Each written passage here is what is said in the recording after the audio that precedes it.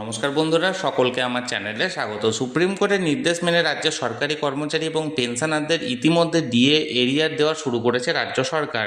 কিন্তু রাজ্য সরকারের তরফ থেকে 2016 থেকে 2019-এর মধ্যে এই 4 বছরের যে ডিএ এরিয়ার প্রদান করা হচ্ছে, সেই প্রদানে বিস্তর ফারাক রয়েছে এআইসিপিআই অনুযায়ী। কী সেই ফারাকে কতটা ডিফারেন্স রয়েছে এবং এই ডিফারেন্স আদৌ কি সরকারের তরফ থেকে পুনরায় পেমেন্ট করা হবে কি হবে না, সেই নিয়ে আজকের ভিডিওতে বিস্তারিতভাবে আলোচনা করব। ভিডিওটি অত্যন্ত গুরুত্বপূর্ণ, তাই প্রথম থেকে শেষ পর্যন্ত অবশ্যই ধৈর্য সহকারে দেখবেন এবং ভালো লেগে থাকলে অবশ্যই এটি লাইক করবেন এবং সকলের সঙ্গে শেয়ার করবেন। আর সেই সাথে এই চ্যানেলে যদি প্রথমবার হয়ে থাকেন এই রকমের ইনফরমেটিভ ভিডিও আরও দেখার জন্য, যারা এখনও পর্যন্ত চ্যানেলটিকে সাবস্ক্রাইব করেননি তারা অবশ্যই চ্যানেলটিকে সাবস্ক্রাইব করে নিতে ভুলবেন না। তাহলে চলুন আমরা বিস্তারিত জেনে নিই। দেখুন, সর্বপ্রথমে রাজ্য সরকারের অর্থ দপ্তরের তরফ থেকে একটি বিজ্ঞপ্তি জারি করে জানানো হয় যে রাজ্য সরকারি কর্মচারী এবং পেনশনারদেরকে 2016 জানুয়ারি থেকে 2019 ডিসেম্বর পর্যন্ত বকেয়া ডিএ যে এরিয়ার, সেটি দুটি কিস্তিতে 50% করে, প্রথম কিস্তিটি মার্চ মাসে এবং দ্বিতীয় কিস্তিটি সেপ্টেম্বর মাসে দেওয়া হবে। কিন্তু এটি ঘোষণা করার পর এরপর রাজ্য সরকারি কর্মচারী এবং পেনশনারদের অ্যাকাউন্টে ডিএ এরিয়ারে টাকা ঢুকতে শুরু করে এবং রাজ্যের অর্থ দপ্তরের তরফ থেকে দাবি করা হয় 2016 থেকে 19 পর্যন্ত 4 বছরের সম্পূর্ণ বকেয়া টাকা মিটিয়ে দেওয়া হলেও রাজ্যের কর্মচারী এবং পেনশনাররা বলেন তারা এআইসিপিআই অনুযায়ী তারা নির্দিষ্ট পরিমাণ টাকা পাননি, অনেক পরিমাণ কম পেয়েছেন। কোন পদ্ধতির ওপর ভিত্তি করে রাজ্য সরকার এরকম হিসেব করেছে এবং এর ফলে একজন কর্মচারী বা পেনশনার কত টাকা কম পেতে চলেছেন, সকল কিছু আজকের ভিডিওতে বিস্তারিতভাবে আলোচনা করব। কত টাকা ডিএ ডিফারেন্স হচ্ছে একটা দেখুন, আমি এখানে চার্টের মাধ্যমে আপনাদের সঙ্গে তুলে ধরেছি। দেখুন, ডিএ ডিফারেন্স 2016 থেকে 2019। দেখুন, জানুয়ারি 1, 2016-তে সেন্ট্রাল গভর্নমেন্টের কর্মীদের ছিল 125% ডিআরএস অ্যালাউন্সের পরিমাণ, রাজ্যের কর্মীদের ছিল 75%। যেখানে ডিফারেন্সটা ছিল 50%, সেখানে অর্থ দপ্তরের তরফ থেকে যে ক্যালকুলেশনটা করা হয়েছে, সেন্ট্রাল গভর্নমেন্টের 125-এর বদলে এখানে 100 ধরা হয়েছে এবং রাজ্যের যেহেতু 75 ছিল, তাই 100 থেকে 75 মাইনাস করে 25% এখানে পেমেন্ট করা হয়েছে। অর্থাৎ যেখানে 50% দিতে হতো সেখানে দেওয়া হয়েছে 25%। এই সিমিলারভাবে দেখুন, 1 জুলাই 2016-তে যেখানে সেন্ট্রাল গভর্নমেন্টে ছিল 132%, রাজ্যের কর্মীদের ছিল 75%, যেখানে মানে এখানে ধরতে হতো 132, সেই জায়গায় না ধরে 100% ধরে 25% এখানে ডিফারেন্স রাখা হয়েছে, অর্থাৎ 25% কম টাকা দেওয়া হয়েছে।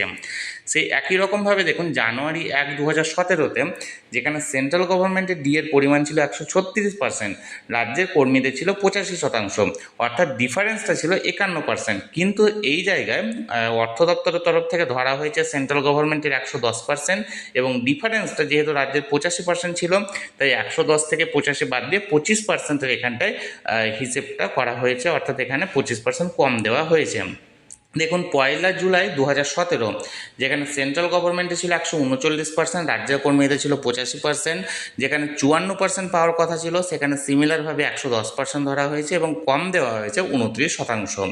1 জানুয়ারি 2018, যেখানে সেন্ট্রাল গভর্নমেন্টের কর্মীদের ছিল 142%, রাজ্যের কর্মীদের ছিল 100% এবং ডিফারেন্স মানে সঠিক ডিফারেন্স হওয়া উচিত ছিল 42%, সেখানে এখানে ধরা হয়েছে 115%, 142%-এর বদলে এবং পেমেন্ট করা হয়েছে, যেখানে বকেয়া থেকে গেছে অলরেডি 15%, অর্থাৎ 15% দেওয়া হয়নি।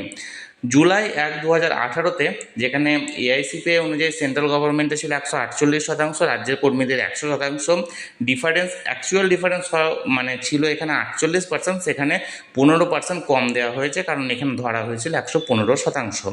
এবার দেখুন, 1 জানুয়ারি 2019, যেখানে সেন্ট্রাল গভর্নমেন্টে ছিল 154%, রাজ্যের কর্মীদের ছিল 125%, অর্থাৎ এখানে বকেয়াটা 29% ছিল, কিন্তু এখানে 154-এর বদলে 143 ধরা হয়েছে এবং 18% কম দেওয়া হয়েছে।